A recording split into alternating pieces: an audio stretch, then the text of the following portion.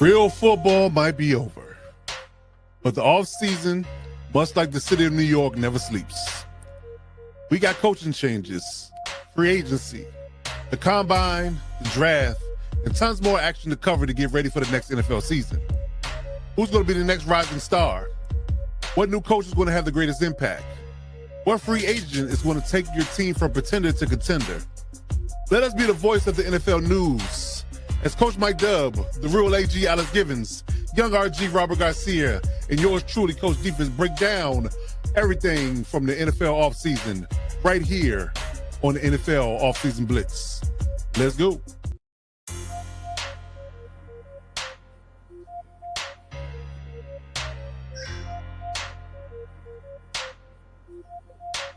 I did not do that.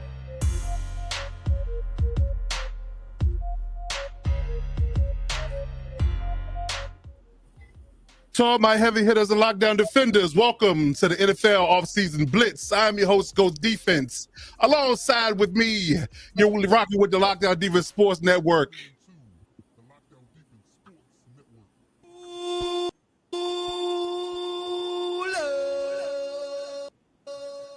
You are tuning into the Lockdown Defense Sports Network.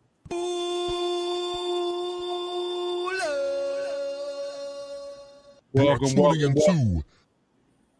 We are rocking with the Lockdown Defense Sports Network Off-Season Blitz. We got a full show here today. We got a gentleman guest here. Captain Jack Rackham is joining us today on the Lockdown Defense Sports Network. The Salty Pirate is in the building. We appreciate his tutelage and his presence today. And let's get these drops out of the way. Let's talk about who's in the building today. The degenerate gambler himself, Mr. Over-Under, King Parlay, the young Padawan himself, and card-carrying member of the Boat Gang or Don't Bang fan club, young RG, Robert Garcia is in the building, the degenerate gambler himself, Mr. Over-Under, King Parlay, the young Padawan himself, and card-carrying member of the Boat Gang or Don't Bang fan club, young RG, Robert Garcia is in the building. There we go. Thank you. Love the intro as always. Indeed. Next up, claim that they are all good, but none of them are real. The co-host of the Lightning Fast Fantasy Football Podcast, the trenches guru, Mr. I'm in 10 fantasy leagues and I'm still winning. President of the You Can Hate Me Because You Ain't Me Chiefs fan club. Give it up for the real AG, Alex Givens. Dang, I'm a little offended. Mine's not And last but surely not least, from the DMV, Mr. Fall out of bed and drop big views on YouTube. They call him Dub because all he does is win. Coaching, sports talk, and he might steal your girl if you're not watching. President of the We Back Commanders fan club, Coach Mike Dubb is in the building. What's up, fellas? And like I said at the top of the show, we got Captain Jack Rackham here in the building. Raiders legend, the Salty Pirate himself. You can find him each and every day, weekly, nightly, and wherever he feels like it, screaming on Captain Jack Rackham on YouTube. We are broadcasting simulcast live on this channel as well as NFL Nation Live. Shout out to the NFL Nation Live crew out there. Appreciate y'all for listening and holding us down as well. We got a jam-packed show for you guys today. We're going to get to it. We're going to talk about these NFL headlines today. There's a lot of things going on, even though it's preseason. It's right around the corner. We're getting ready for training camp, less than 30 days for most people. So we're going to get into some headlines, and we're going to talk about a few things. We got some things on the docket. We're going to talk about the Lions and the Eagles. We're going to talk about the Bengals. We're going to talk about some trades, some big contracts that are looming. People want to get paid. We're going to talk about a lot of things in this hot button news right now. So although it's the offseason, the city never sleeps when it comes down to the NFL. So, gentlemen, first and foremost, go around the room real quick, see how y'all feeling. The real AG, Alex Givens, how you doing, good brother? Man, doing good, Coach. Excited to do our first run with our boy Captain Jack and the NFL Nation Live crew, and ready to get chopping up about these issues. Yes, indeed. Captain Jack Rackham, good sir, how you doing? How you feeling out there? Good to see you. I'm okay. If I went through all of my medical ailments, then we wouldn't have any time for talking sports. So other than my knees, I'm doing okay. You got to add for the real Alex Givens, the Kingdom of the Smugs Network. You know, I think you missed that when you did your intro. Oh, okay. That's a good one. That's a good one. We might have to add that to the drop. I We like lost. Smugness is over. it's on Until hiatus. 2025, then it's The back, smugness is baby. on hiatus. I'm there. Yeah. I hear you. I hear you. Okay. Young RG, Robert Garcia, how you doing, good brother? How you feeling out there? Doing good, sir. Like we mentioned, it's the kind of the dry season right now of NFL, but we're gonna populate it. We're gonna bring the rain and the thunder. I like it. Nice. No pun intended, right? Yeah, no pun intended. Indeed. Coach Mike Dove, good brother. What's going on out there? Hanging in there, man. Trying to stay cool. It's a heat wave going across this nation, man. So I'm trying to get some of this AC, But Listen, dog days of summer. Yeah. Came in Friday and hit us with 100-degree weather right away, didn't we? Yeah. So ready, it's almost that time though. Just trying to stay cool. Indeed. Yes, indeed, man. So, I am your boy, Coach Davis, as always, bringing it to you live and direct. No holds barred, none unfiltered, as most people would like to give us credit for. So let's talk about some NFL news, man. Let's get right into it. So it's like I said, there's some interesting news going on here today in regards to what the NFL is going to look like in 2025. And if you haven't been checking out our NFL preseason preview videos, please check those out each and every day at 3 p.m. We're running through the NFC North right now. I believe the Bears video came out today, Alex, if I'm not mistaken. Yes, sir. All right, so definitely check that out on the channel. Hit that subscribe button as always. Let everybody know we're out there on the YouTube algorithm streets. But getting into the NFC North and East to start the conversation off, there was a lot of turnover in the Eagles and the Lions organization that people are not really focusing on. So they were down 2 coordinators in one team and 1 coordinator in another. And, as we all know, if you watch football profusely or you're an avid fan, losing coordinators, much like head coaches, is a big deal. So the Eagles are clearly Super Bowl champions, and they lost their offensive coordinator in the offseason, going over to the Saints to be the head coach. They promoted within the ranks, and they got a new offensive coordinator now in 2025. And then turn it over to the Lions. The Lions lost their offensive and defensive coordinators, and that's a big deal. Now, the Lions are really right on the cusp of getting to the Super Bowl in the last couple of years. So will this, particular change affect them to the point where they may take steps back? So let's start off with Coach Mike Dove. We'll let him lead this topic off. Give us your opinion on the Lions and the Eagles changing of the guards and how this may or may not affect them in 2025. Yeah, so I'm going to give a precursor. I think this affects one team, and I think it doesn't affect another team, right? I'm going to tell you which one, and I'm going to tell you why. I talked about it a little bit in a previous video, and I'm going to dive a little deeper into it this week when we talk about the Lions. But I'm going to start with Detroit, right? So everybody loves Detroit. It's everybody's favorite underdog. They love rooting for them, all those things like that. I think that them losing both of their coordinators is going to affect them much more than it will affect the Eagles. One of the reasons why, number one, you looked at just the makeup of their coordinators and what they meant to that team. Aaron Glenn on that defensive side of the ball, players coach, all the guys love playing for him. That high energy. If you watch the Hard Knocks, you remember how him and the offensive side was going at it. So he brought a lot of energy. He brought a lot of things to that team. So that's a huge loss just in general with that locker room culture. Now they did promote within. They got a young defensive coordinator who was a linebacker coach there. So I think they're not going to hurt as much on the defensive side of the ball. But on the offensive side of the ball, it's going to be interesting to see how that transition happens, because we saw all the bells and whistles that they had with their previous offensive coordinator. Now they have a new guy in there that, came from somewhere different. He's an outsider. It's just going to be a little different seeing how he fits into that culture. I think my prediction is that they're going to start out struggling a little bit just from a culture standpoint and continuity standpoint. I think they'll probably be able to turn it around a little bit later on towards the end of the season. But, Detroit is another team that they're not used to winning, and they're not used to not being the underdog. So now, how are they going to come in as a whole organization, as a whole team, having to, be at the top? Now they're not sneaking up on teams. Teams know what they're expecting now.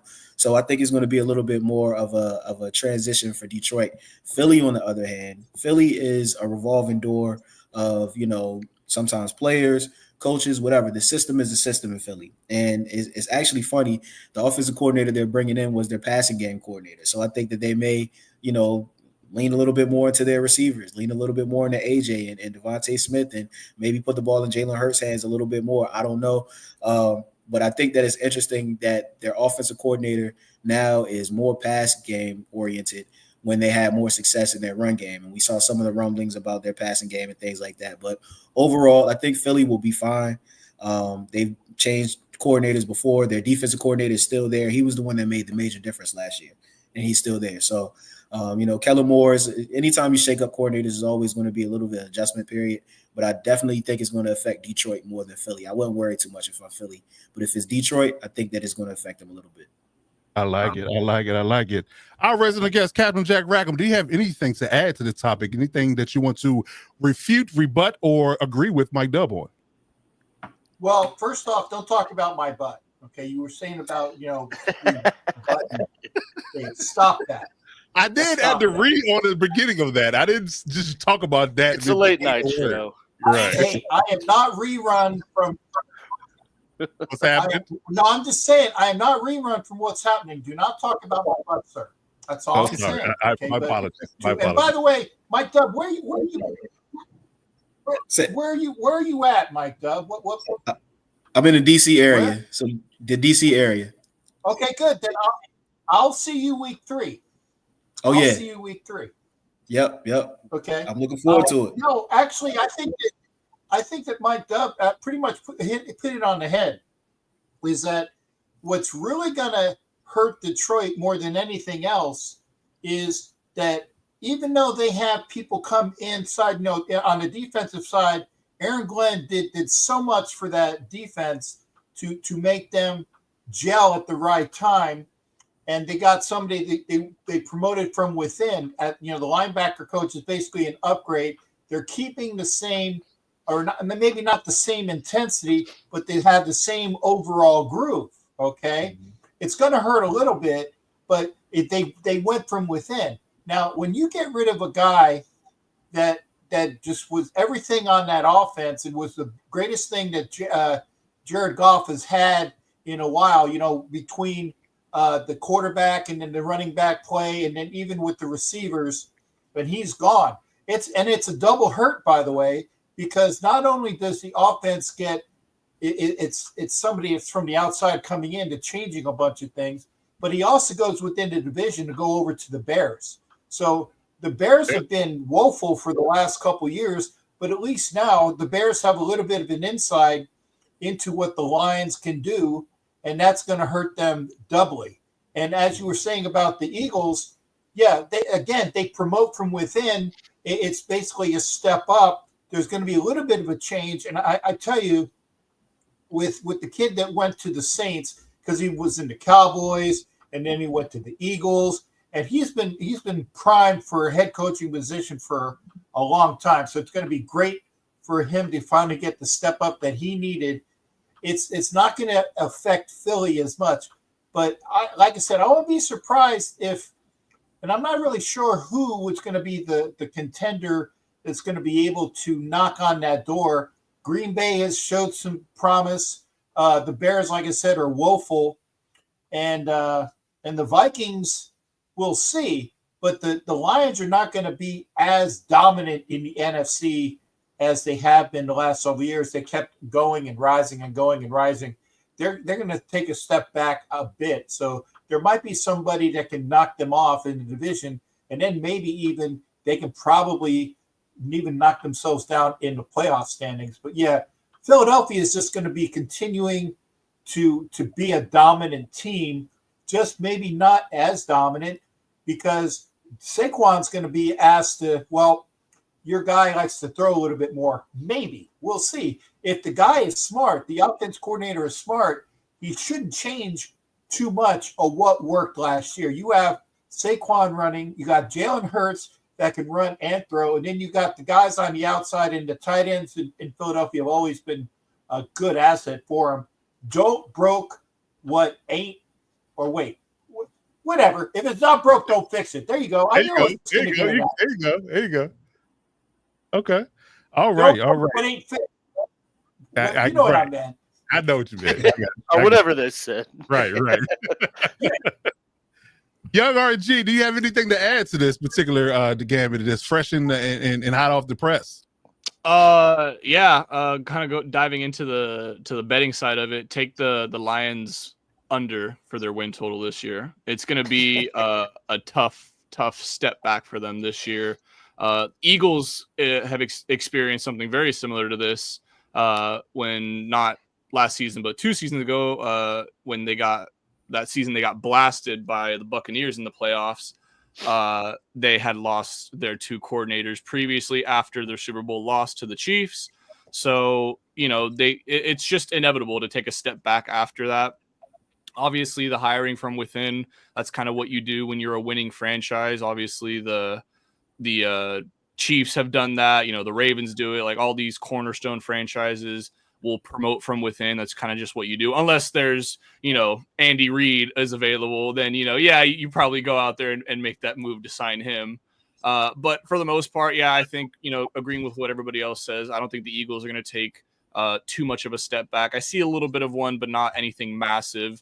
And for for the Bears, they're just in such a tough division. Excuse me, sorry, man. I see the Bears logo.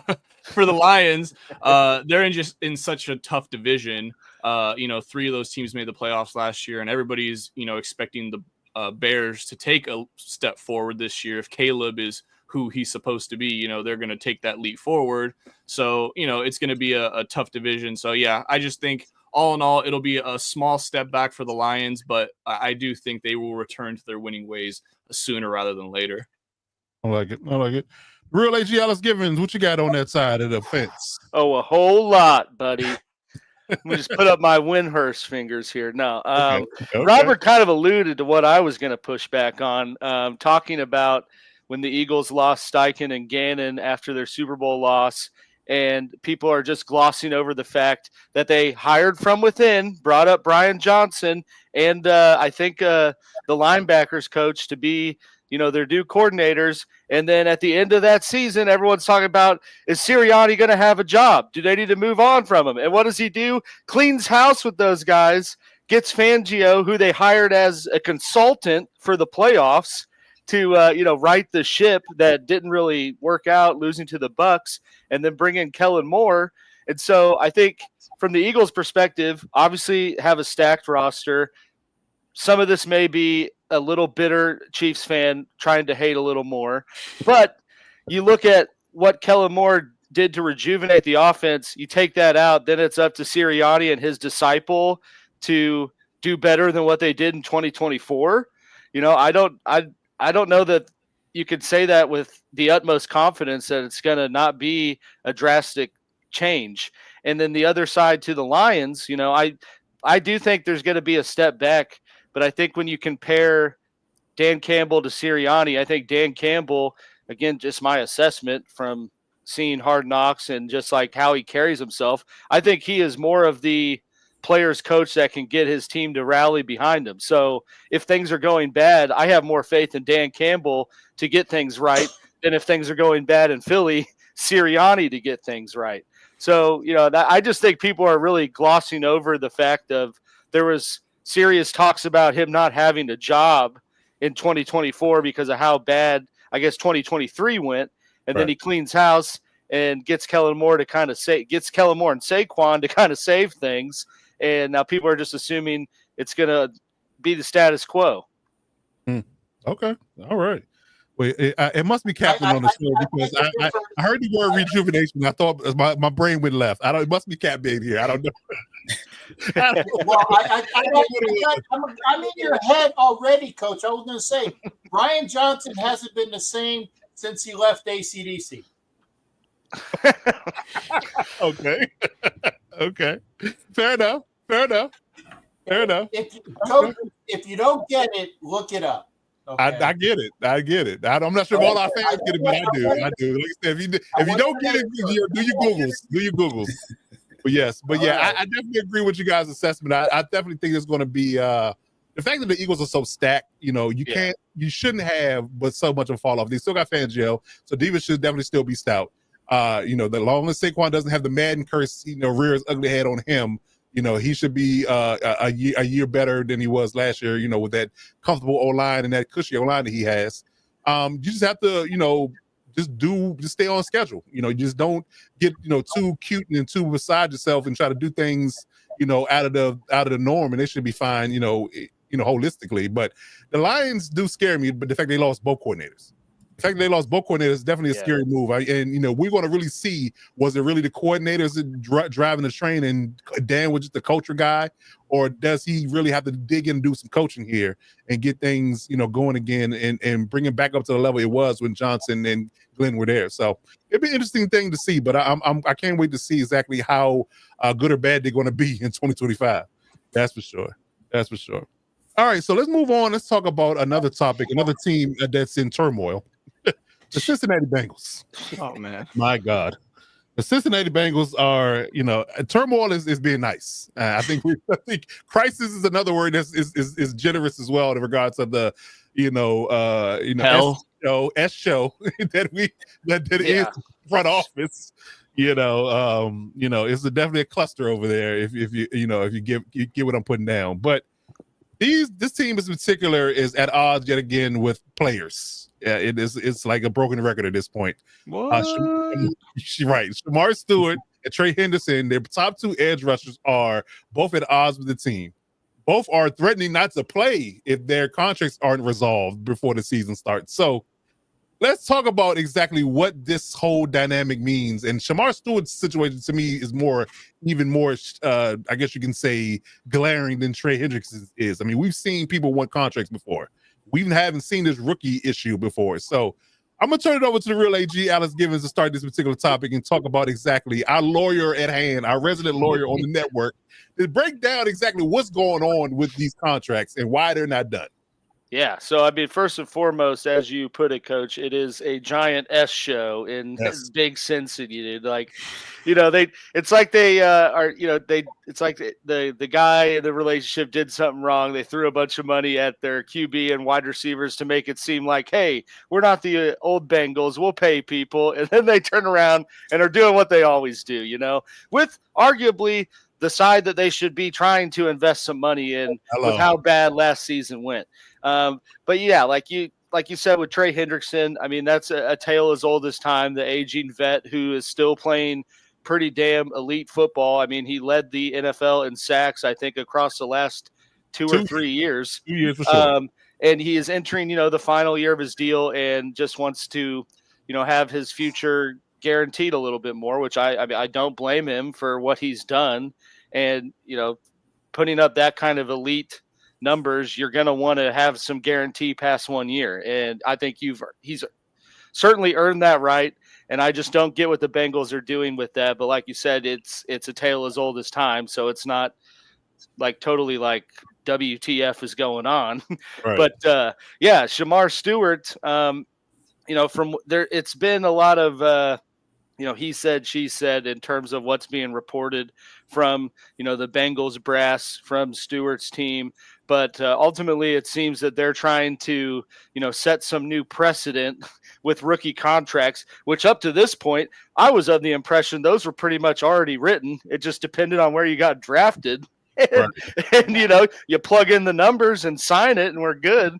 But evidently here the Bengals are like I said, trying to set a precedent, I guess, with rookies in terms of making guaranteed money not necessarily be guaranteed if certain things happen, like contract debt, like some things that are kind of more of common sense, like conduct detrimental to a team, or like doing something off the field to get suspended indefinitely. Yeah, that makes sense. But, in terms of what Stewart's, team's reporting is they're trying to make it kind of the language ambiguous enough, or I guess dance around things enough to give him outs if, he's not performing well, or, gets an on-field suspension for targeting or something like that, that could void guaranteed money, which is not something we have ever seen in a rookie contract. And I guess leave it to the Bengals to try to do that, as a team that has glaring needs on the defensive side of the ball, invested a first-round pick to try to address that, and then want to pinch pennies before he even takes the snap for him. It just doesn't make any sense. And so I think the big picture is like, I just don't understand how a team that was so close to winning the Super Bowl and still somewhat is in that competitive window is trying to do everything they possibly can to not be in that window. Right. Exactly. It's a lot. In the language and the dispute is on the screen. Please read it if you're watching this on YouTube. It is lengthy, but it's definitely worth the read. They're definitely trying to set some new precedents and trying to find, like Alex's point said, they're trying to find outs any way they can. If they don't like where he's performing, if they set a number that he want of sacks that they want him to have, and he doesn't make it, they can avoid his contract from that. There's a lot of default language in here, a lot of subjectiveness to this particular language in this contract that makes anybody a fool for signing it. In all honesty, it really does make anybody a fool for signing it, and I don't like it at all. I think it's nasty. And again, you appease. Yeah, it's really dirty work, and you're trying to appease and massage away the angst that Joe Burrow has with his weapons, and then you totally poo-poo the other side of the ball when you gave up the most points, maybe in franchise history, at least in the Joe Burrow era, from a standpoint of your defense was completely porous last year. So you want to improve, but you don't. Like it's really a self-defeating prophecy is what the Bengals have going on right now. And I'm not sure what the ownership is thinking, but they have to honestly and truly take a look in the mirror and decide what they want to do. Do they really want to be serious about winning football games, or do they want to just look cute and orange? I mean, that's what it really boils down to for me. And then you look at, and they did the same thing to Jesse Bates, and then he goes to Atlanta, and look how crappy their defense got. And now this is to the point where both Hendrickson and Stewart are saying, there's a realistic chance that neither one of them plays this year. Which Stewart might go back in the draft. He very well might have the first player to get drafted twice. You're messing my point, man. That was going to be my ace in the hole. Maybe my ace in the hole. First off, I want to say I'm greatly offended by the language on this show. Okay? About XXOs and clusters and WTFs. You have got to stop this. My ears are not used to hearing things like that. So as an old man that does not ever and would ever swear, please stop that. I'm gonna turn red right now. So no more S shows and things like that. But getting back to the point, and I thank you for teeing it up for me, Alex. About the only thing you've ever teed up for a Raider is the fact is that if I was Stewart and you're young and you're a first round talent, tell them to pack sand. Yes. So just say, don't sign anything. Don't sign anything until one or two things happen. Either they cave, and they should cave, or he pulls the Bo Jackson. And by the way, Bo Jackson told the Bucs, do not draft me number one. Do not draft me number one. And they did draft him anyway, and they screwed up. And he went in the draft the next year, and they thought that he wasn't going to be around, and then the Raiders picked him up in like the 7th round, which was awesome. But revisionist history. But if I'm Shemar Stewart, I'd tell them to pack sand. And it's unfortunate that two of the franchises that are just ridiculous for stupidity are both in the state of Ohio. Okay? Hello. The Trying to say something? Have been cluster. I can't remember what the word is for a while. Okay, and then you have the Cleveland effing Browns. I think say that. Yeah. S stains. So anyway, they're both, and they're both. It must be the Ohio water that is screwing up. That's all I'm going to say. I'm going to leave it at that. Shemar Stewart, tell you, brother, take a year off. Go on vacation. Yeah. Be good. Do what you want. Just don't get fat. Continue to work out. Do all of that things. Tell them to pack sand, because what they are trying to do to you is really, really messed up. And I leave it at that. Agreed. Coach Mike Dell, what you got on this topic? Anything to add? I mean, everybody said it already. One thing that stood out to me is that they said the contract is different from other rookie contracts that they had in the past. Like that would offend me if I'm Shemar Stewart. Like I can understand that this is a precedent or something like that. If this is something that, the club did every year to every first, but this is different from every other first rounder. So it's like, all right, so why'd you guys pick me if you're going to put all these stipulations into it and all these other things? And the last thing I'm going to say is I actually wouldn't be surprised if we start seeing a little bit more of this now that NIL is kicking in and guys aren't needing for the money. You know what I mean? They're not as desperate to sign on the dotted line anymore. Yes. Young athletes are starting to take a little bit more ownership and a little bit more agency in their actual careers. This is a old school contract that has, that a player has no bearing under it. You know what I mean? So this is the former NFL. This is the former way of doing things. And the Bengals, if they don't get with the new times and if they don't somehow adjust to this new athlete, then they're going to be left behind for a long time. So it's sad to see that, like I said, some of this language is just like, come on now, what are we doing here? You want the guy to play for you or not? It's nasty work. And I will add, he's not the only one they're doing it to. They're doing it to their second round pick as well. Demetrius Knight, or the linebacker. But he signed a waiver to participate in everything.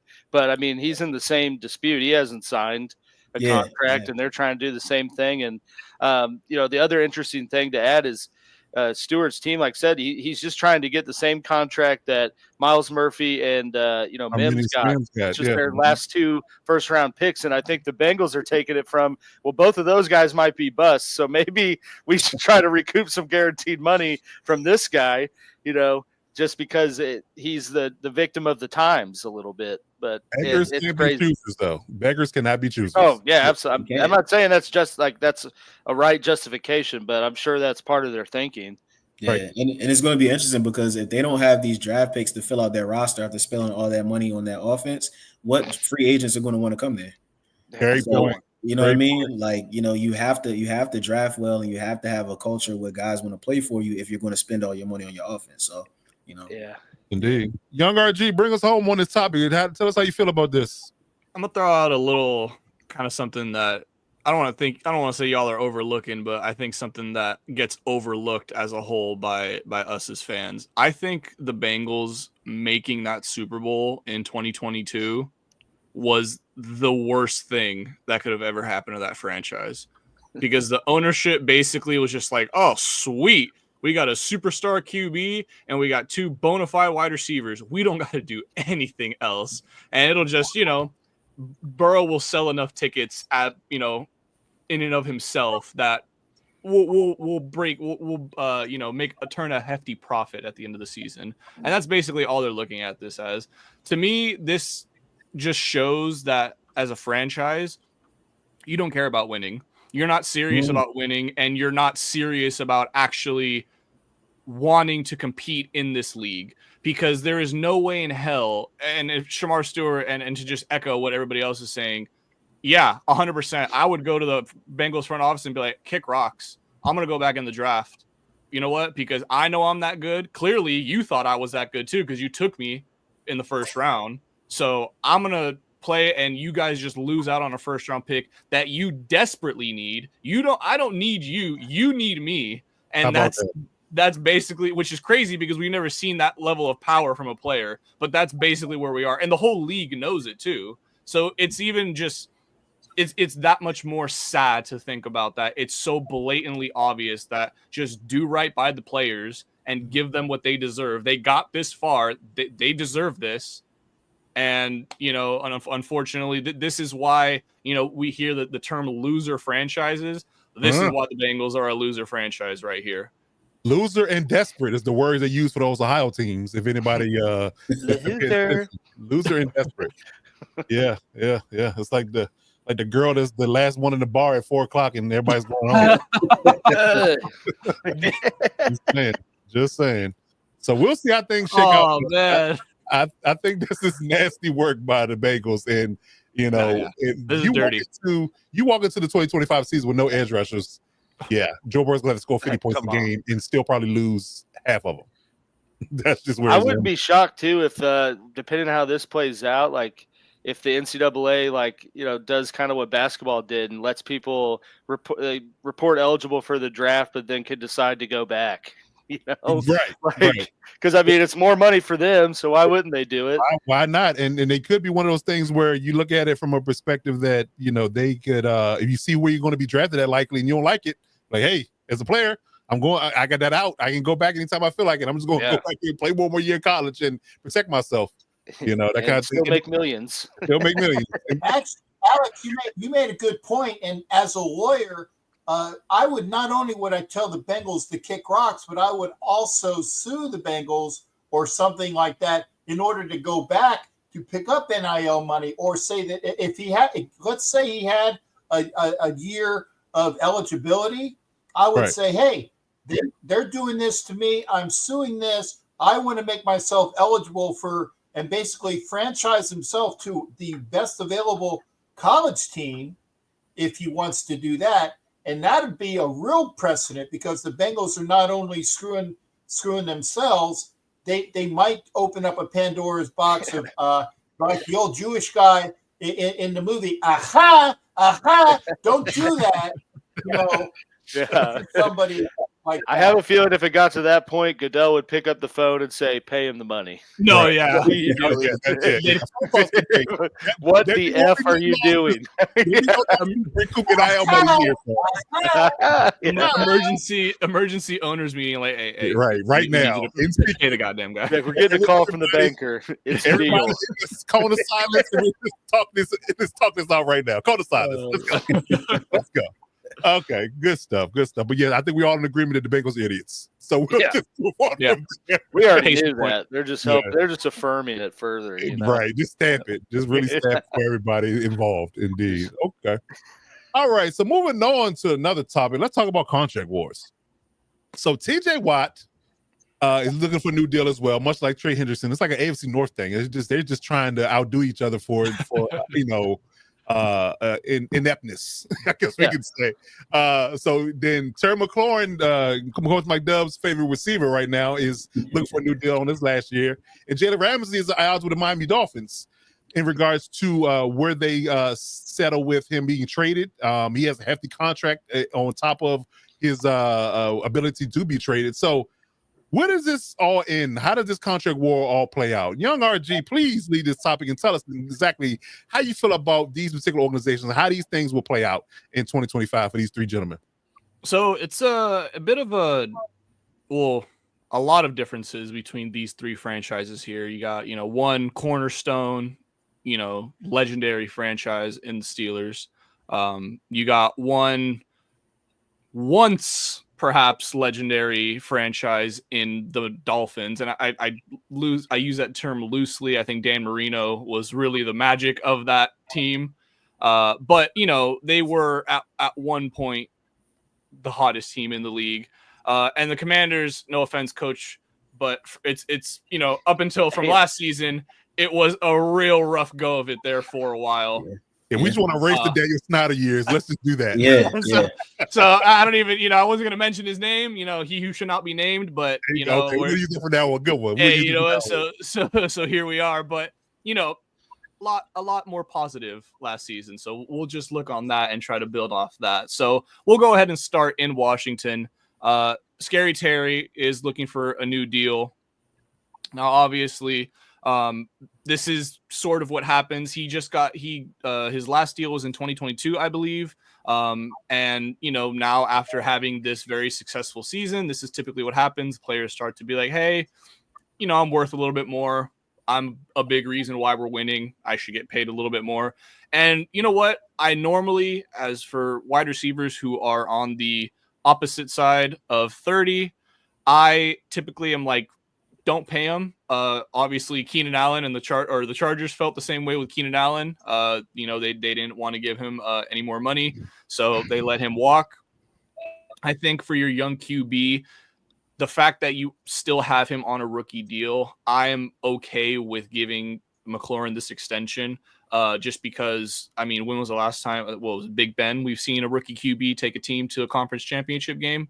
So, this doesn't really happen, and you're in an ultra competitive division. You need to stay on top of your weapons as much as possible. The biggest weakness for the best team in your division is the secondary. And obviously we're talking about the Eagles. So you obviously want to stack up as much weaponry as you possibly can to exploit that any chance you get. I think we even saw it last year for the Commanders. The best chance they had against the Eagles was when they were putting up tons of points. If you let that Eagles defense consume you early on, it's really tough to try to get back into it because they're just going to pound the rock, and you're never going to see the field for maybe more than 12 minutes in any given half.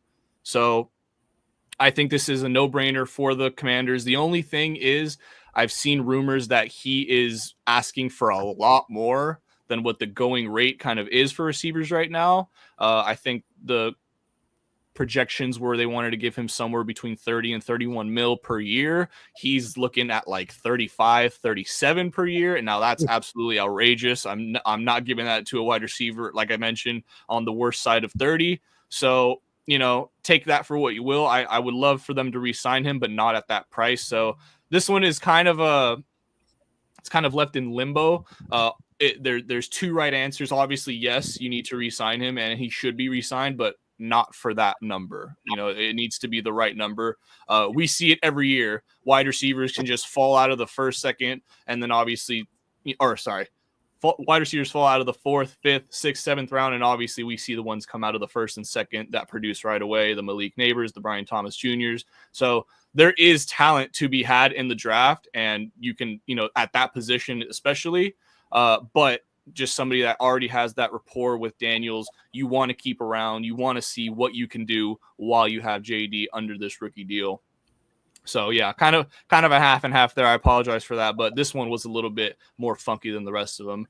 Moving on to a much easier one now. The Dolphins, this one's pretty much straight up. They're going to trade him. Jalen Ramsey has already requested a trade. The rumors are he wants to go to a West Coast team. Obviously, it makes all the sense in the world for him to go back to the Rams, just the familiarity with the system, won a Super Bowl with them. I mean, it just makes all the sense in the world.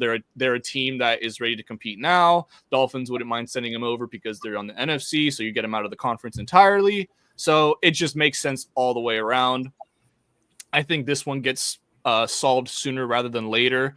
There really is no reason for the Dolphins to hold on to them. The Dolphins aren't doing anything, and much to the chagrin, I'm sure the Dolphins fans are hearing this. You guys aren't doing anything next year. Let it sink in now, so when the season approaches, it's not as disappointing. But just know right now that it's not happening this season for y'all, okay? Barring, and I'm knocking on wood because I hate saying this, the injury clause, but barring massive injuries to your division, you're not doing anything this season. So try to get anything you can for him. They need to rebuild that entire franchise. Tua is not the guy, and they're stuck with him under that massive contract. So you can't upgrade your team any more than it already is. You're in a division with Josh Allen. So, it's tough, man. It's a really tough situation for the Dolphins. They had one good year of relevance there where, they look like the best offense the league had ever seen. And then the league very quickly as they ascended, they very quickly descended once the league figured out, you just got to pressure the little guy, and he can't really do much once you get pressure on him. And unfortunately, he is brittle. So get him on the ground a couple of times, he might just damn well knock him out for the rest of the year. So as sad as it is, and I'm in no means a Tua hater, that's kind of the state of the franchise right now. So yeah, take that for what you will. I think, like I mentioned, Rams are a great landing spot for him. I think the Chargers will be a great landing spot for him, a West Coast team. Hey, him and Derwin James, college teammate. Hey, but that's besides the point. So yeah, I think there are some legitimate landing spots for him on the West Coast, and it's just a matter of when do the Dolphins want to trade him? Essentially, is what we're waiting for here. And to wrap this one up, the final guy here we're talking about is, of course, T.J. Watt. Now, this one is. Funny enough, all three of these guys have a different ending in sight, I feel. One is a little bit of a toss-up. You do want to sign him, but if the money is right. One is an absolute trade. You're shipping him off. There's no reason for you to hold on to him. And one is you better sign him. Your defense kind of, as a whole, relies on him. And obviously in TJ Watt, this should get done. No problem whatsoever. I think the latest reports are that they are somewhat kind of closer on a deal that's just kind of crossing your T's and dotting your I's, so we'll see what happens with that. But this is a no-brainer. I mean, why as a premier edge rusher are you letting that kind of talent walk? Your defense, which has been the staple of your franchise for the last 10 years, has been that unit because of him. So, and this would be like, you know, if Chris Jones was 5 years younger in a contract year and, you know, it's the Chiefs deciding like, well, should we pay him? It's like, yeah, you should. I mean, he's proven every year why he is that guy and why he deserves the money. And I'm sure we've seen your team without him and it's not nowhere near the same. So I think this should be a slam dunk, and it sounds like it will. The Steelers are usually pretty good at paying their homegrown talent. It's really rare you see, unless there's serious character concerns. You really rarely see them, you know, send away some of their homegrown talent. So I think this deal gets done again sooner rather than later. You know, make him the highest paid by a 2.5 mil if that's what you need. But you know, just pay the man. We're at the point in the season now where he needs to get paid. Agreed. Excuse me. Yes, indeed. Captain Jack Rackham, do you got anything to add to this particular topic? I see you over there chomping at the bit. Yeah, well, first off, you need a drop from Richard Pryor in Silver Street. Pay the man, because that you need that for this show. When these people have the contracts, just pay the man, and that's beautiful right there. I'm also very old, Robert. Look up history, because you say how the Steelers have been a franchise, a beautiful franchise. Only because you're a little on the younger side and you didn't know this, but from 1933 to 1970, they were the doormats. They were the doormats of the NFL. Oh, I know that's a little bit before your time. I understand that might be before your time, bro. Like 1930. What? Well, what I'm saying is that for 50 years they've been a very classy franchise, but for the first 40 or so they weren't. So basically, half the time they weren't the greatest. But what happened is, the four super. Look it up, okay? They sucked until 1970. I'm just. We're not doubting that. I think we're looking at it just from the NFL standpoint. After the league was the actual NFL, not the AFL and NFL days. I think they're almost. Coach, they were almost original NFL teams, like that dated back to like the Staleys and the Packers. That's how old they are. Okay, they were the Pittsburgh Pirates. Yes, they were. When they first started off as a franchise, they didn't become the Steelers, I think, until 1940. I'm just saying, I feel old. And then, Robert, you say the greatness of the Dolphins exists with Dan Marino. Look up a coach by the name of Don Shula. Look up a coach by the name of Don Shula, okay? That's all I'm saying. You're making me feel older than I am, dude, and I'm only 60, okay? Stop it, Robert. You're really upsetting me. You're really upsetting me. Perfection Valley, 17-0, okay? Right? I'm just saying, you know, the more you know, the better I am. Anyway, and by the way, Coach Dub, I don't know with McLaurin, it's amazing that I think the Redskins were the last team to integrate. Yeah, you know, in fact, they changed their fight song. I'm pretty sure you know this as well. It used to be not for old DC. It used to be Dixie, which is how far behind that franchise has come. And thank God for that. Okay, that you had a team owner that would not even integrate, which is why they let all the Syracuse kid go to Cleveland to be with Jim Brown, because they didn't want to have him on the team. And that was Bobby Mitchell. That was the original. Yeah. Thank God that they've gotten bad from that. But you know what? Ever since George Allen, and I'll even say when Lombardi was there for a year, and then he was followed by George Allen, those were the height. That was the height of the Redskins. And they've been teetering on not as bad as the stuff that we went over earlier with the Ohio stupid water, okay?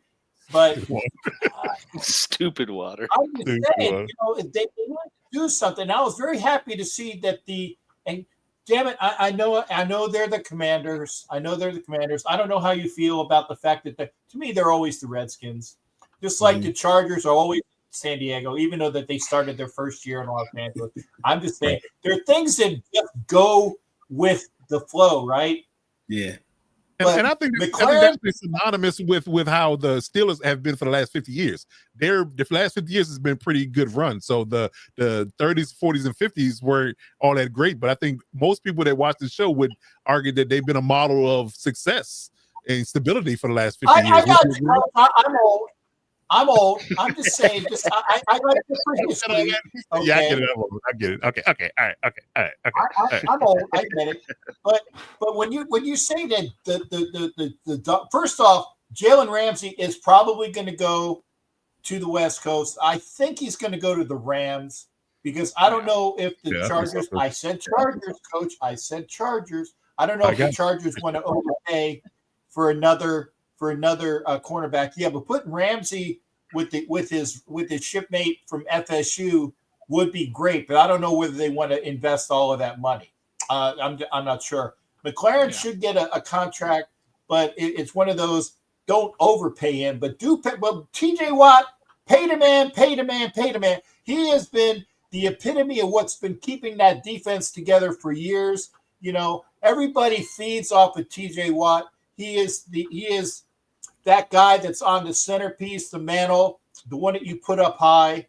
Yep. TJ Watt is that for the Pittsburgh Steelers, and I said Steelers because that's correct on how you pronounce that. It's just the way, I was waiting for that. Yeah, the old Captain Steelers. The Steelers, and again, my hat's off. Literally, my hat's off to TJ Watt. By the way, you will notice in this hat, there's only one nation, Raider Nation. So stop saying you're a nation. For anybody that says that. The Cowboy Nation, Steeler Nation, yeah, there's a lot of nations out there. No, you're pissing me off. My bad. Trigger warning. Sorry. Very, very, very quickly, just to echo what Captain Jack was saying, to the point of TJ Watt. He like he said, he is like the franchise right now. You don't have a QB. You don't have, he is the guy that everybody in the stadium has his jersey. I mean, he is like you said, just the epitome of nothing but, outstanding character, produces on the field. I mean, it's a no-brainer. Just sign him. Pay the man. You can't talk top edge rushers without saying TJ Watt's name. Let's just be honest. Yep. You can't say that. So this should be no brainer. It's just about. Is it like I think we all can agree? It's not about if but when.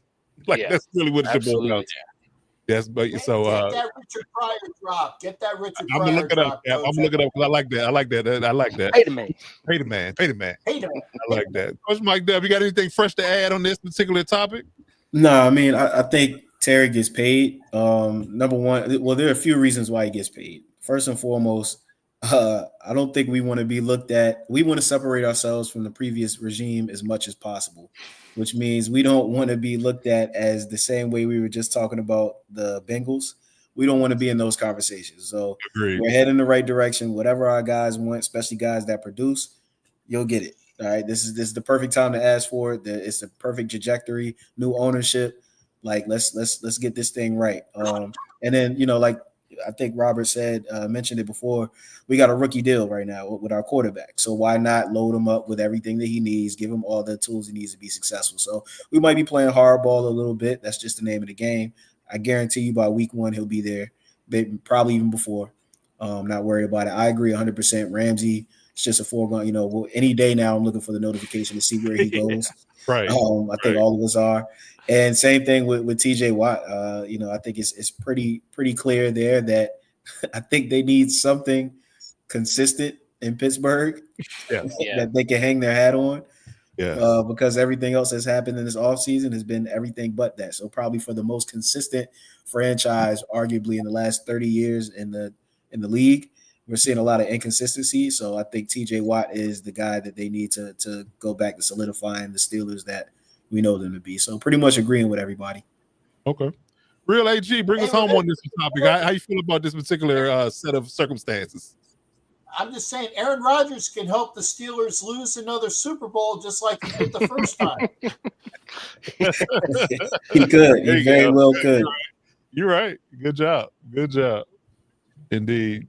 But yeah, I don't have too much to add to it. I think everyone's kind of already hit the main points, but I would say that TJ Watt and Scary T are both, in that pay the man category, because like you said, you got a stable wide receiver who's not 30 yet, Robert, just so you know. He's close, but not quite there. Will he be 30? Will he be 30 when the season starts? He'll be 30 when the season starts. Okay, yeah. all right. Yeah. But I mean, you're talking about a guy that has put up 1,000 yards every year, regardless of who's been throwing him the ball, and you finally have a good QB on a rookie deal. Let's keep some stability around that guy, and pay this receiver his due, who's been on a relatively cheap deal up to this point. TJ Watt, I think the Steelers can thank that other trash water team in Cleveland for paying Myles Garrett all that money, because then he said, well, hey, I've done more than this dude. Where's my slice of the cake? But both of those dudes, I think, get paid, and I agree that it's a win, not if, for Jalen Ramsey, because this dude has had a quorum with every team he's been on. It seems he can only be in a spot for like 2 years, and then he's got to move. So, it's inevitable. It's kind of just fits his brand. Go somewhere, semi-ball out, and then, piss his way out the door.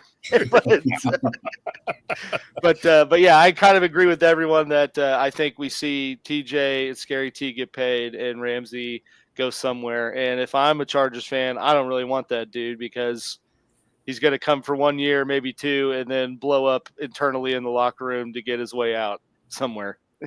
Yeah, and I actually broached that topic on the Electric Shock podcast, shameless plug to that. But I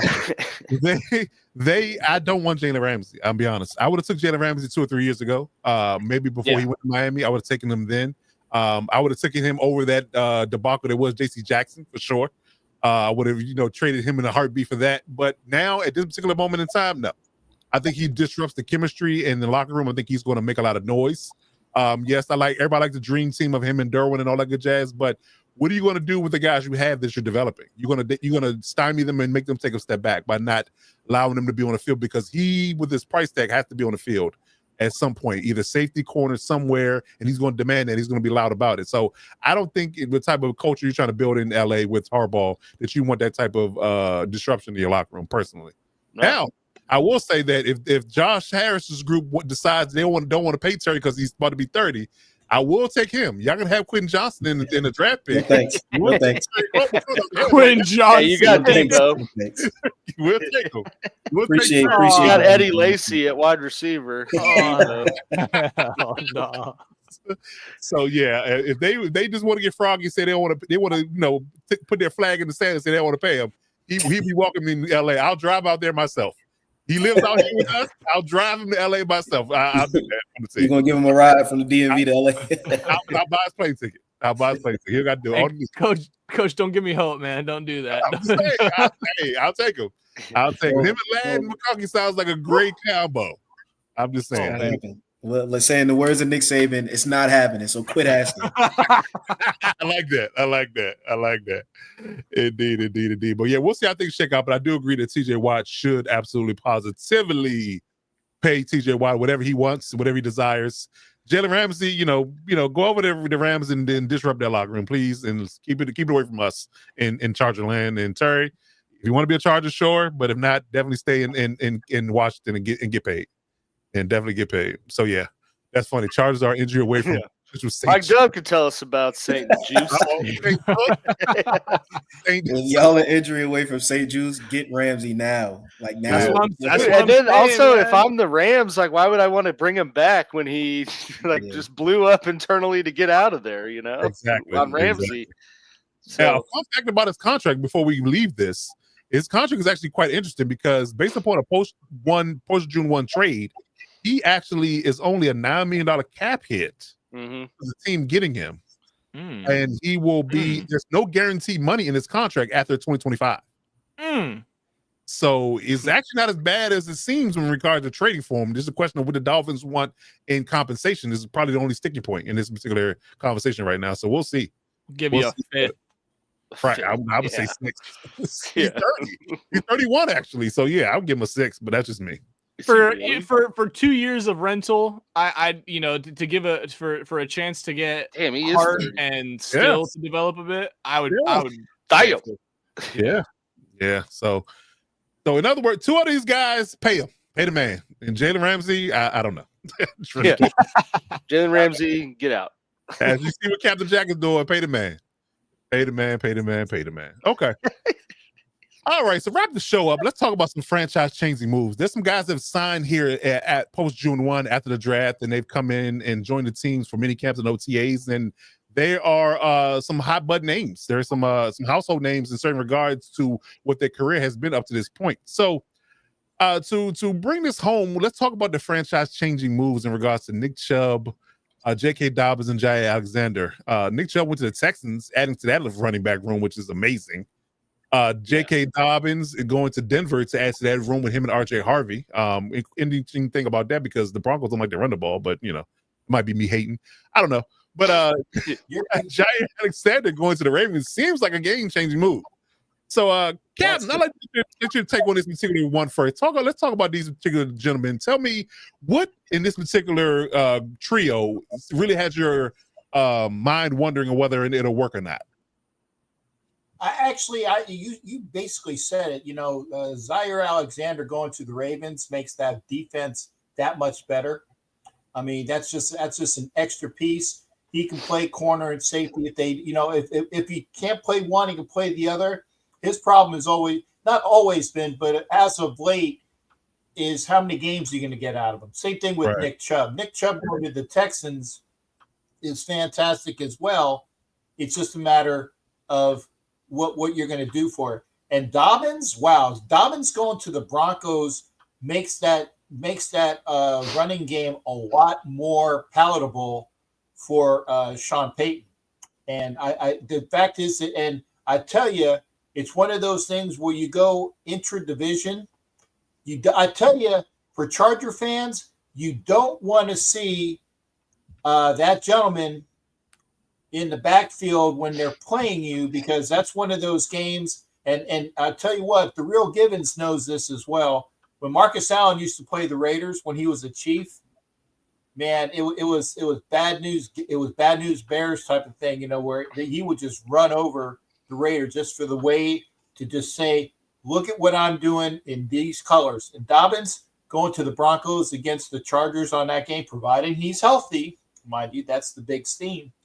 I do, and like DZ said, a great fit in Denver with Peyton. Chubb's going to be really decent. I think Jaire is probably going to be the best of the bunch, though. I think making that Ravens defense even better with a very, very awesome defensive back. Throw him in the mix, whether he can play starting quarter, nickel corner, or even throw him in at safety. Pay the man, is what they're going to be doing with him. And they did. He got to a great franchise. Okay. Good stuff. Coach Mike Dubb, how you feel about this? I know you had some things to talk about in regards to Jaire signing. I know we talked about that backstage. Yeah. I think Jaire definitely I say that could be the move. I mean, that could be the move. They're point few moves away from getting over the hump. But yeah, I think Jaire is definitely the best move on here, followed by I like Dobbins to Denver. We talked a lot about Denver making those moves that they made over the offseason and really trying to position themselves to, at least compete for the AFC West. So I like the move by Dobbins. Listen, I watched Nick Chubb play last year. I think he's done. I hope that I'm wrong. I just don't see the explosiveness. And I know he's coming off of an injury and it takes, 2 years to really come back like that. But, we know how far the drop-off is for running backs. I just don't see him making an impact the way that, we think he's going to be, or the Nick Chubb that we're used to seeing in Texas and Houston. So I think that's probably, if I had to rank him, I'd say Jaire definitely moves the needle. JK helps. Nick Chubb, not at all. Okay. Yeah. Okay. Wow. Nick Chubb, not at all. That's interesting. And listen, I thought I was being ahead of the curve, drafting him in every league that I played in last year. There it is. There's the underlying. It's a little bit personal. It's out of spite. Always one. It's out of spite. Yeah, it's a little spiteful. That sounds a little spiteful. I thought I had all the tools, you know, and then dirty. you came back. You know what I mean? That's true. Amazing. It is amazing how fantasy, I guess you could say, fortune or famine turns your opinion on time and how you play. The truth shall set you free. Right. Salvation lie within. Salvation lie within. But what happened is I watched every snap he took because he was on my team, because I couldn't wait for him to go crazy so I could trade him. I watched every snap he took, and that's how I came to the conclusion that he just isn't explosive like he used to be. He wasn't hitting the hole, you know what I mean? So, it's yes, I did. That's the truth behind it. But the truth led to me actually. Yeah, I actually did watch every carry he had last year, and I just didn't see what we saw from him in previous years. Well, at least you have some credence behind your hatred. So at least you did the homework, you know. I did the homework. Not just straight out of spite from seeing a 0.2 point scored a game or something. Yeah. Right. Spite led me to the homework. Yeah. Hey. Oh my God. Nice. Young RG, what do you have in this? Who you have ranking in your rankings? Who moves the needle? Who doesn't for you? It's got to be Jaire Alexander. No doubt about it. I think the Ravens, this was a slam dunk signing for them. The fact that he was even available is crazy. I'm still kind of blown away the fact that he was just simply released. But it is what it is. So, we're here now. And I just think in a conference that's insanely loaded, the Ravens the Ravens, the Bills, the Chiefs, those are all teams that you always feel like you're always constantly trying to improve. Chiefs maybe a little less so because they're just so damn good internally that they really don't need to look for outside talent as much. Yeah, shut up. But either way, I think these other teams that want to dethrone the Chiefs, you're always constantly looking to upgrade, and Jaire Alexander on basically almost every team is an upgrade at corner, minus maybe the Broncos and maybe Pats. I'm trying to, there's some other ones that I'm totally blanking on right now. But point is, Jaire Alexander is a damn good corner, and he should not have been available. He should not have gone to this good of a team, but he now is. So only time will tell how good that will be. I love the JK move. Well, I love and hate the JK move to Denver. I love it as a neutral fan. It makes so much sense. DZ already mentioned the fit with Peyton.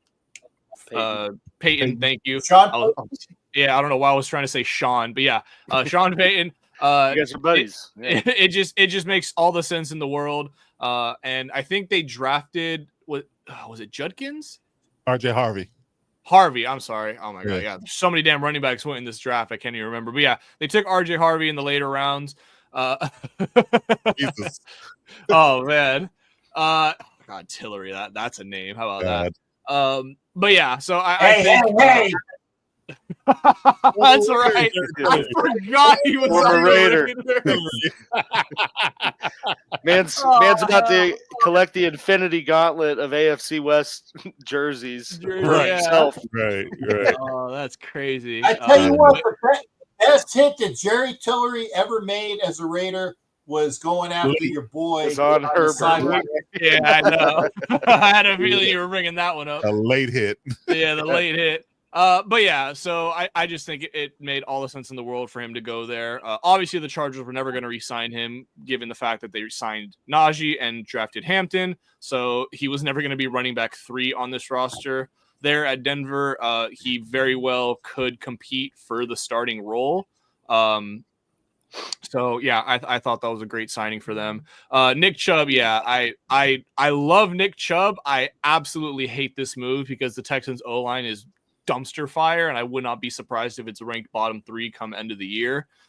So the worst thing for an aging running back is a horrible O-line. It's one thing to lose your step. It's another thing to maybe not even be able to collect a first step when the pocket is instantly collapsed on handoff. So wow. Chubb, I'm sorry. I love you, man. I think as neutral fans and as just football fans, we'd love to see a resurgence from him.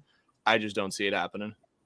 All right. Oh, that's good stuff. That's good stuff. Real AG, bring us home on this one. Tell me how you feel about these three guys. Yeah.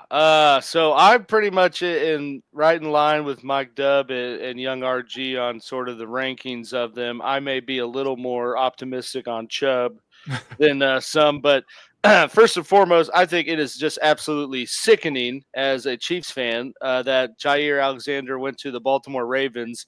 Just when you consider who he's paired with, I don't know how anyone is going to pass on them, because you're talking about he's jumping into a fold with Marlon Humphrey, Nate Wiggins, Owozie, who they signed this offseason. And then, you got Kyle Hamilton and then Malachi Starks, who's a guy we've all talked about as being a potential needle-moving draft pick.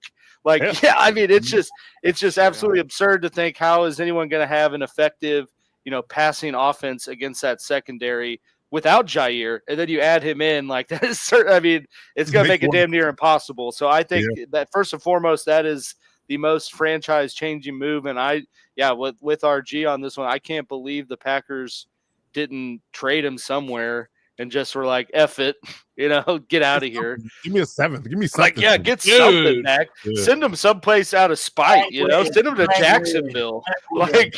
Do something. Send him to Cleveland. I don't know. But it's crazy how it all played out. Wait. Well, hold on. Let's calm down there, all right? I don't know if anybody deserves that kind of punishment. For some of the stuff that guy did in Green Bay, that's probably what I would do if I was running things. I mean, calling him, making himself a captain, going just all that crazy stuff. But I think that is the biggest changing move. I think Dobbins, kind of like what everyone else has said, is a perfect fit in Denver in that Peyton system, and I think it helps alleviate some of the pressure that was going to be on RJ Harvey, which is how that room looked after the draft. So you don't have everything being pushed on this rookie guy, and you got a guy who's established and maybe carry some injury concerns. But I mean, if you have a 1-2 punch, which it seems to be a lot of NFL teams are trying to go to now, kind of taking that Ben Johnson Detroit model, I think it could be pretty successful for Denver, which also pains me to say as a Chiefs fan. And I think it's kind of a little bit of the same flavor with the Chubb signing in Houston, pairing him with Mixon, because you got two guys who are, on the wrong side of father time for a running back. But then you got, if Chubb pans out or is just a little bit better than he was, then you got two decent running backs, and you don't have to put all the carries on one guy, and that might help change the pace and help things with the offensive line woes that they have. But, just given Chubb's age and injury history, I know he can still squat 1,000 pounds. But like Mike Dubb said, that the explosiveness is not there anymore, or, maybe it at least wasn't there last year, and maybe another offseason and him kind of being motivated from just the sheer lack of teams that were knocking on the door to bring him in. We see a little bit of a rejuvenation, but I just don't think it's there for him, just with how his career's gone. I brought that word back out. Oh no, you said it again. Damn it! It's my game within the game. This show. How many times you got to say rejuvenation? Right. You get pissed every time you say it. If you were playing word with Groucho Marx, you would have won like $1,000 or something. There you go. There you go. So I'm cautiously optimistic about the Nick Chubb thing. I heard a sports doctor talk about his injury, and he said it was his year 2 was going to be the moment where he gets back to any type of relevancy and dominance from his running style.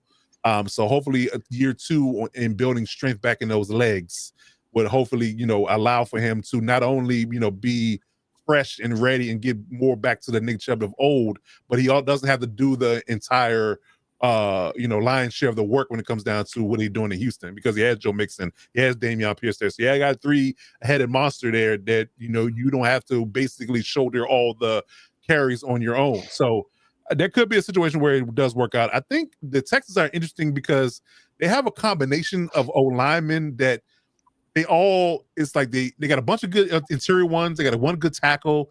If they put it together right, it could be okay.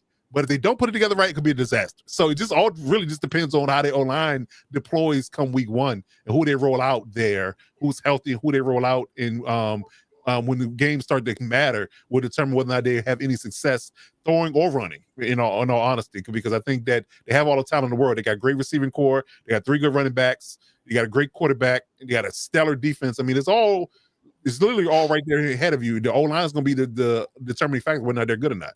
So I think that's where it lands with Nick Chubb for me. Jaire Alexander is cheating. I mean, we all can agree to that. Yeah. He's absolutely positively cheating. And that just might have made them the best secondary in the league. I don't think it's one better at this moment. I think off the top of my head, I can't think of a better secondary top to bottom between corners and safeties. There's not a better secondary in the league if they all play.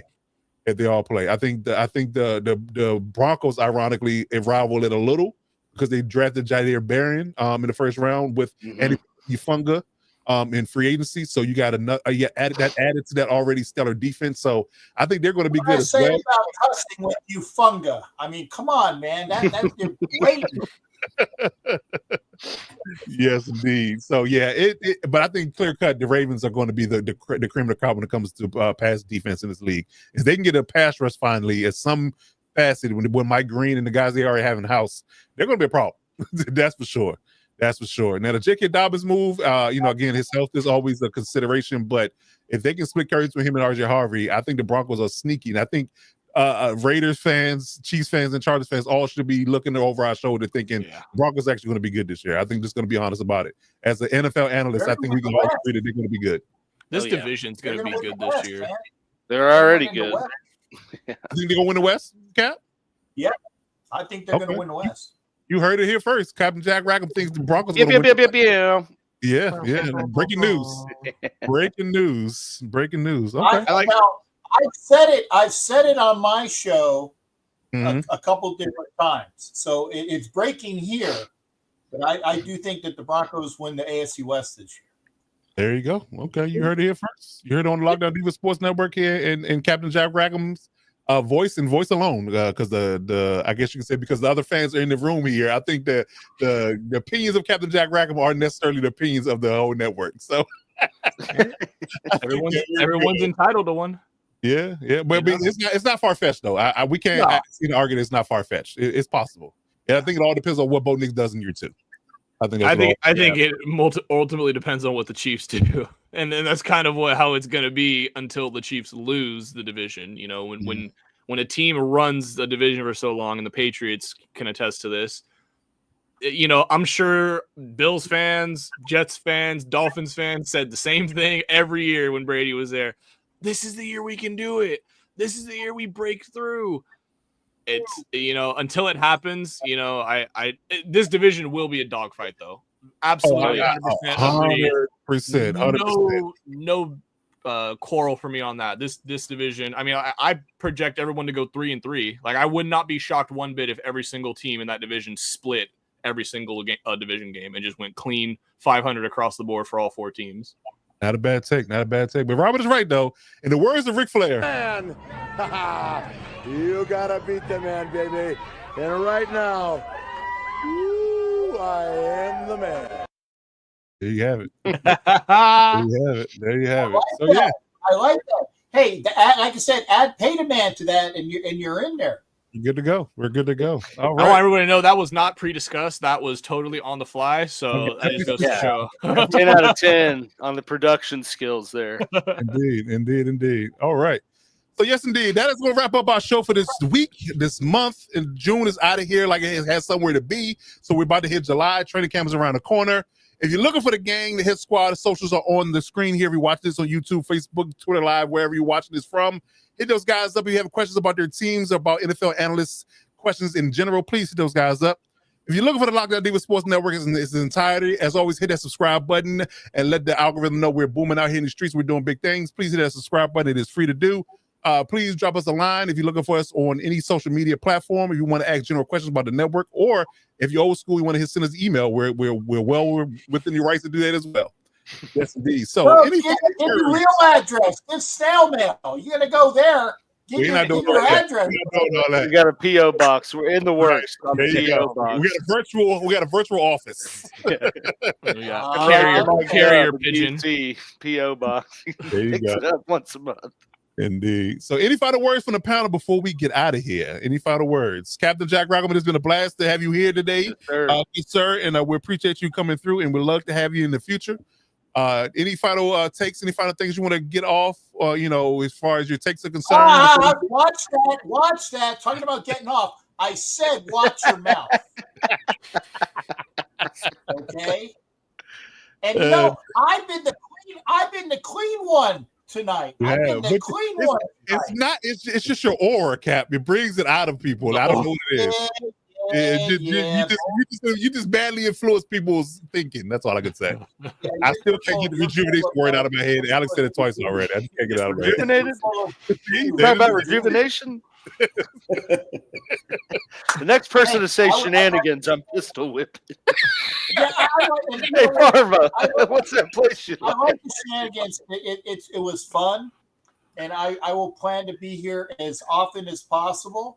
And if I'm invited back, if I'm invited back, because you behave well, Cap. You're definitely invited back. You behave yourself well. Okay.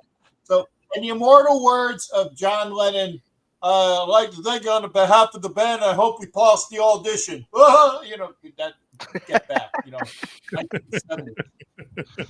Again, yes, I'm old. Get used to it, but I have a lot of knowledge. So I enjoyed it, Coach.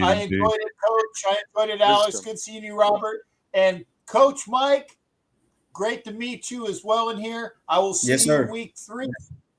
Inshallah, and God willing, that I will be, because again, no day is ever promised. So it's been fun. Absolutely. That is a fact. That is a great way to end it. That is a great way to end it, Cap. Yep. So until next time, we're going to probably do this particular genre of live shows monthly until the season starts. We're going to do one next month in July. And then we're going to kick it off probably early August, get things rolling for the preseason and rolling right into the regular season for the NFL. So look out for that. Always follow us on socials if you need to keep up with the channel and what we're doing daily. Check out our content each and every day, 3 p.m. Eastern Standard Time. We're doing preseason previews all the way up through training camp. So check that out. Really good content. And until then, man, we're going to keep doing this thing big for y'all. And we appreciate y'all's support. And so then, that is the real HG Alex Givens. Captain Jack Rack was in the building. Coach Mike Dubb is here with us, and young RG, the young Padawan for the network, is here as always. And I'm Coach Defense. As always, you got to do one thing: step up and lock it down.